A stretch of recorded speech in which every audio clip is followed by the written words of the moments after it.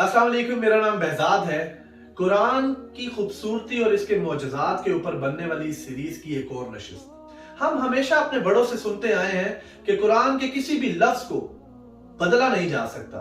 कुरान का हर word accuracy के साथ अपनी जगह पर मौजूद है। मुखालिफीन ने मुतअद्दिद बार सैकड़ों किताबें लिखी जिसमें उन्होंने कोशिश की कि किसी वर्ड को दूसरे के साथ बदल दिया जाए, लेकिन हर दफा उनको नाकामी का सामना करना पड़ा, क्योंकि ये अल्लाह की किताब और इसमें चाहकर भी कोई गलती नहीं निकाल सकता। आइए कुछ एग्जाम्पल्स को जो है वो मलूज़े खातिर लेके आते हैं और मुझे उम्मीद है कि आपका ईमान ताजा होगा। सूरह अहज़ाब में अल्लाह ताला आयत नंबर 4 में कहते हैं कि अल्लाह ने किसी भी शख्स के धड़ में दो दिल नहीं रखे। अब ये अजीब आयत है, लेकिन अगर आप इसकी डेप्थ में जाएं तो एज अ होल जब अल्लाह ताला कुरान का जो अंदाज है, एज अ होल जब अल्लाह ताला बात करते हैं तो इंसानों से मुखातिब होते हैं, जिसमें मर्द और औरत दोनों आते हैं। लेकिन इस आयत में खास तौर पे मर्द का जिक्र किया है कि किसी भी मर्द के या किसी भी शख्स के धड़ में, धड़ बेसिकली आपके नाफ से सीने तक का हिस्सा होता है, इसमें अल्लाह ताला ने दो दिल नहीं रखे। हमें पता होना चाहिए कि a woman can get pregnant, उसके धड़ में दो दिल हो सकते हैं, एक उसका और एक उसके बच्चे का जो धड़कता भी है। इसी तरह से एक बड़ी खूबसूरत मिसाल सूरह सफ आयत नंबर 5 और 6। हमें पता होना चाहिए कि हजरत मूसा अलैहिस्सलाम बनी इसराइल के पहले और हजरत ईसा अलैहिस्सलाम बनी इसराइल के आखिरी नबी हैं। आयत नंबर 5 सूरह सफ में बनी इसराइल से हजरत मूसा अलैहिस्सलाम खिताब कर रहे हैं और कहते हैं, ए मेरी कौम, तुम मुझे क्यों तकलीफ देते हो जबकि तुम जानते हो कि मैं अल्लाह की तरफ से भेजा गया नबी हूं।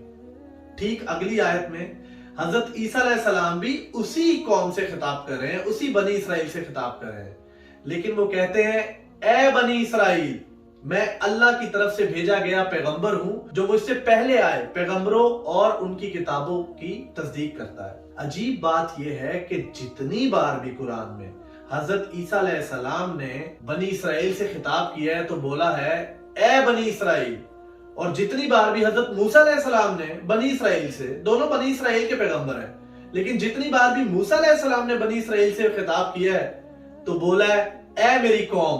अजीब बात, सोचने वाले सोचते हैं और कहने वाले ये कहते हैं कि इसको चेंज किया जा सकता है, लेकिन इसको चेंज इसलिए नहीं किया जा सकता।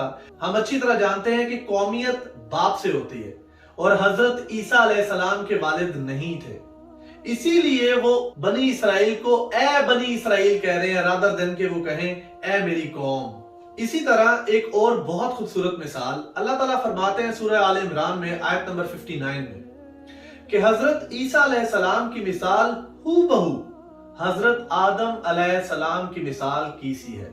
ये आयत उन मुखालिफीन के लिए नाजिल की गई थी जो इतराज करते हैं कि हजरत ईसा अलैहिस्सलाम को वालिद के बगैर कैसे पैदा किया गया।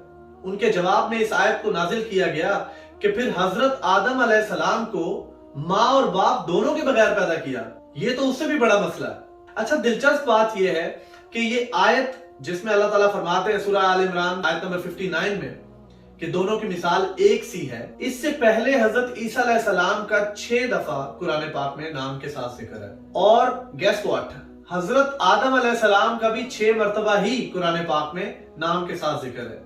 इस आयत के बाद ये बिल्कुल सेंटर्ड आयत है, आयत नंबर 7 आप इसे कह सकते हैं, मतलब ये 7th टाइम दोनों का एक ही आयत में जिसमें कहा गया है कि दोनों की मिसाल एक सी है। इसके बाद 18 मरतबा कुरान पाक में नाम के साथ हजरत ईसा अलैहिस्सलाम का जिक्र है और 18 टाइम्स ही 18 मरतबा ही हजरत ईसा अलैहिस्सलाम का जिक्र है। इस आयत में अल्लाह ताला ने कहा कि दोनों की मिसाल एक सी है और दोनों का नाम इस आयत में आया, इसके अलावा किसी आयत में दोनों का नाम नहीं आया। इससे पहले भी 6 दफा हजरत ईसा अलैहिस्सलाम और आदम अलैहिस्सलाम का जिक्र है और इसके बाद 18 टाइम्स दोनों का 18 मरतबा जिक्र है, और ये बिल्कुल सेंटर वाली आयत। आप सोच सकते हैं कुरान जो 23 साल में बोल कर नाजिल हुआ, या सहाबा के जहन में होगा कि 23 साल में हजरत आदम अलैहिस्सलाम का कितनी बार जिक्र आया, इससे पहले या इसके बाद या इस जगह तक, या हजरत ईसा अलैहिस्सलाम का कितना जिक्र आया। This is the way Allah talks. ये कुरान अपने अंदर एक बहुत बड़ी वजह है ईमान लाने की, तकवा इख्तियार करने की और अल्लाह को अल्लाह मानने की। Thank you so much.